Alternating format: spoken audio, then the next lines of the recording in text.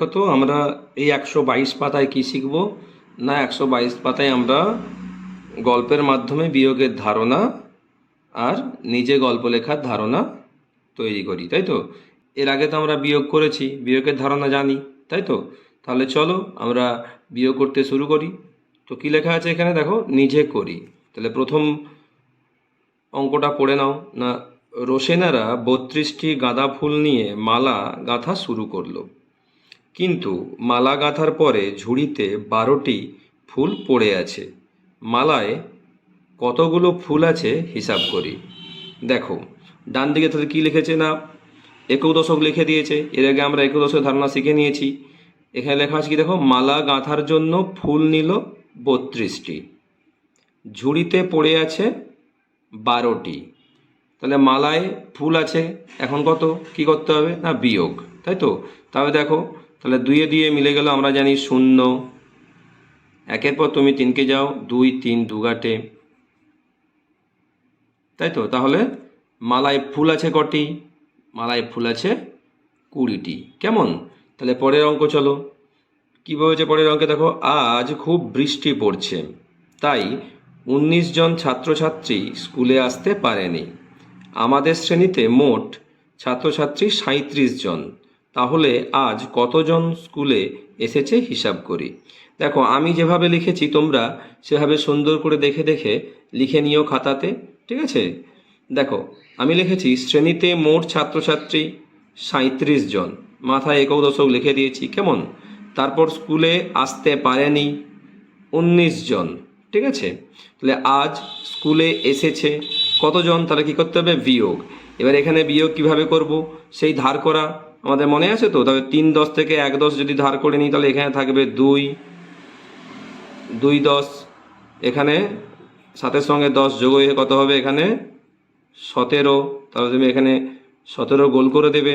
এবার তুমি 9-এর পর 17কে যাও, গাঁট গণো, 10 11 12 13 14 15 16 17 8 গাঁটে, তাহলে এখানে তুমি 8 বসিয়ে দিলে।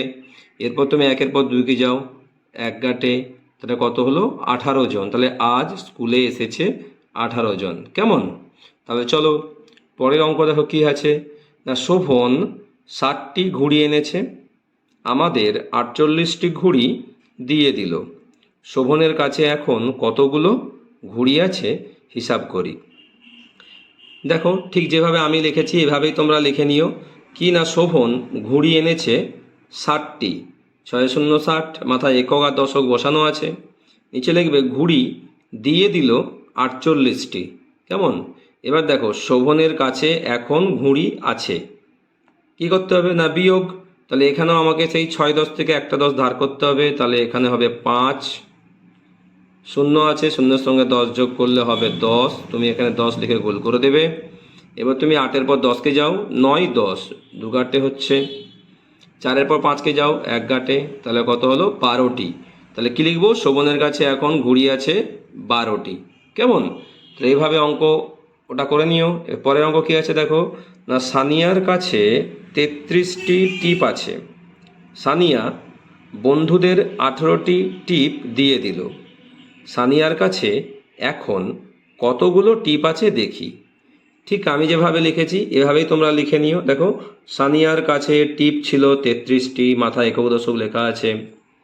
বন্ধুদের টিপ দিয়ে দিল 18টি, তাহলে সানিয়ার কাছে এখন টিপ আছে কটি, কী করতে হবে না বিয়োগ, তাই তো? তাহলে এখানে আমার 3 10 থেকে একটা 10 ধার করলে হবে 2, 2টো 10, 3-এর সঙ্গে 10 যোগ হলে হবে এখানে হবে 13, তুমি এখানে 13 করে দেবে।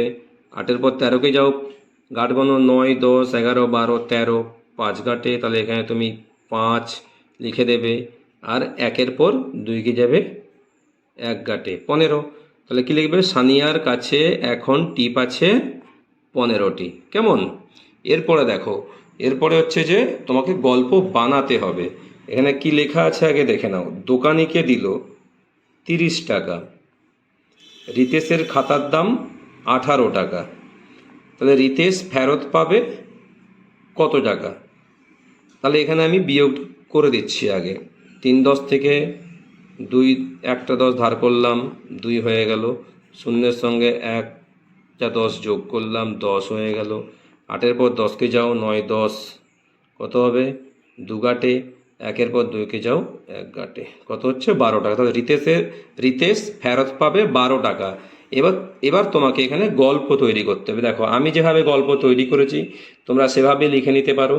রিতেশের খাতার দাম 18 টাকা, সে দোকানিকে দিল 30 টাকা, রিতেশ এখন কত টাকা ফেরত পাবে হিসাব করে দেখি। দেখো সেভাবে এখানে লিখে ফেলেছি, দোকানিকে দিল 30 টাকা, রিতেশের খাতার দাম 18 টাকা, রিতেশ ফেরত পাবে 12 টাকা। কেমন? তাহলে এইভাবে তোমরা গল্পটা সুন্দর করে লিখে নিও। পরেরটা দেখো কি আছে, পরেরটাও আছে, বাসে লোক ছিল 48 জন, বাস থেকে নেমে গেল 19 জন, এখন বাসে লোক আছে, তাহলে বিয়োগ করে নাও। 4 10 থেকে একটা 10 ধার নিলাম, তাহলে থাকবে 3 10 3, আর 8-এর সঙ্গে 10 যোগ হলে হবে এখানে 18। কেমন? তাহলে 9-এর পর 18কে যাও, 9-এর পর 18 গেলে হবে 9 গাঁটে, 1-এর পর 3কে যাও, 2 3 2 গাঁটে, তাহলে 29 জন। তাহলে এখন বাসে লোক আছে 29 জন। আমি যেভাবে লিখেছি গল্পটা তোমরা ঠিক সেভাবেই লিখে নিও। কেমন? দেখো, একটি বাসে লোক ছিল 48 জন, পরে বাস থেকে নেমে গেল 19 জন, এখন বাসে কতজন লোক আছে হিসাব করে দেখি। দেখো সেভাবে এখানে লেখা হয়েছে, বাসে লোক ছিল 48 জন, বাস থেকে নেমে গেল 19 জন, এখন বাসে লোক আছে 29 জন। কেমন? তাহলে এভাবে তোমরা এই পাতার অঙ্কটা সুন্দর করে করে নিও। তাহলে নেক্সট ভিডিওয় দেখা হবে। টাটা।